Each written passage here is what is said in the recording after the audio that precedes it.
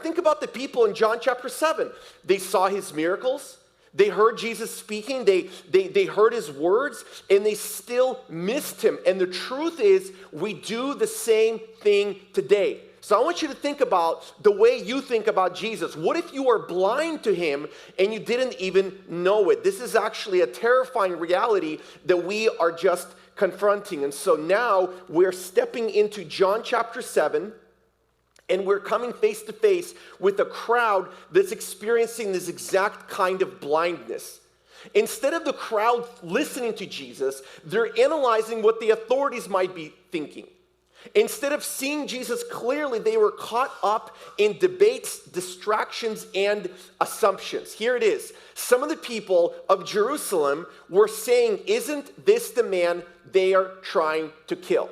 So here's the setting. It's 6 months before Jesus' final Passover. The stakes are nothing less than the fate of Israel and of all of human history. You would think the people would be focused on Jesus, but they're not. They're focused on the political drama surrounding Jesus. Instead of asking, is he the Messiah? They're asking, why isn't he arrested yet? Instead of listening to Jesus, they're analyzing what the authorities might be thinking. Instead of falling at the feet of Jesus to worship him, they are caught up in speculation and second guessing. And because of all of that, they miss the Messiah standing right in front of them. Does that sound familiar?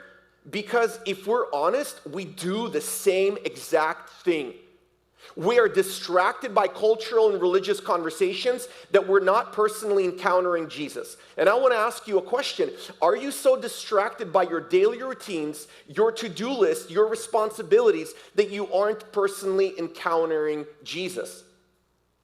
Some of you are like, well, I don't care about politics and I don't care about what's going on in this country, so that's not a distraction to me. Some people even say very proudly they don't even watch the news. Okay, but maybe you're distracted by your career goals, your financial success. Maybe you're distracted by building your personal brand while neglecting your soul.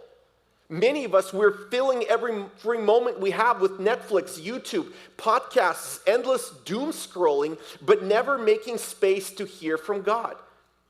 Are you mistaking activity for intimacy? You're doing things for Jesus, but never actually being with him. Are we more focused on what people think about Jesus than what Jesus is actually saying?